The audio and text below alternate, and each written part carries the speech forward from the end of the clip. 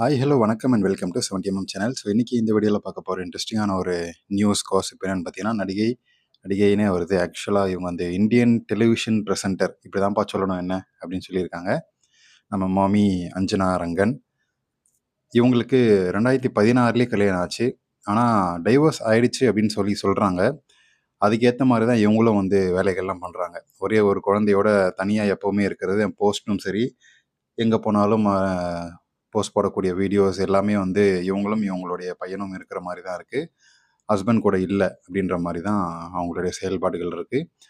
Maybe divorce ஆகியிருக்கலாம், ஆகாமலையும் போயிருக்கலாம், அது நமக்கு தெரியல. ஆனால் செப்பரேஷனில் இருக்காங்கன்றது மட்டும் நல்லாவே தெரியுது.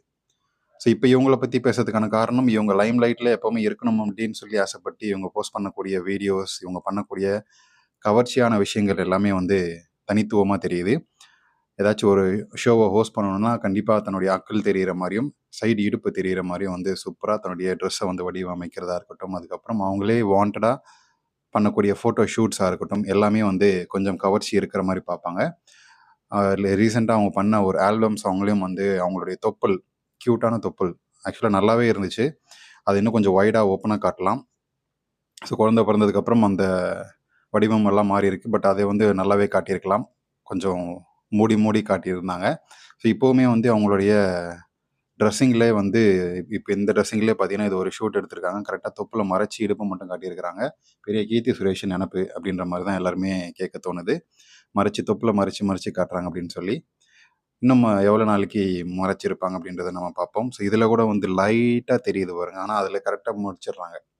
ஸோ இவங்களுக்கு 36 வயசு ஆகுது. ஒரு 10 வயசில் ஒரு குழந்தை இருக்காங்கன்னு நினைக்கிறேன். ஸோ அவங்களுடைய மேட்டர்லாம் நமக்கு தேவையில்லை. செப்பரேஷனில் இருக்கிறாங்க. அவங்களுடைய ஹோஸ்ட்காக, அவங்களுடைய கவர்ச்சியை மெயின்டைன் பண்ணணும் அப்படின்றதுக்காக இவங்களுக்கு ஆக்சுவலாக 36 வயசு அப்படின்றதே வந்து என்னால் நம்ப முடியல. ஆக்சுவலாக 40 வயசு மேலே இருக்கிற மாதிரி இருக்காங்க. பார்க்க யங்கெல்லாம் கிடையாது. பார்க்க கொஞ்சம் ஏஜ்டாக தெரியுறாங்க. ஆனால் வயசு வெறும் 36 தான். எப்படி எத்தனை பேருக்கு தெரியும் தெரியல.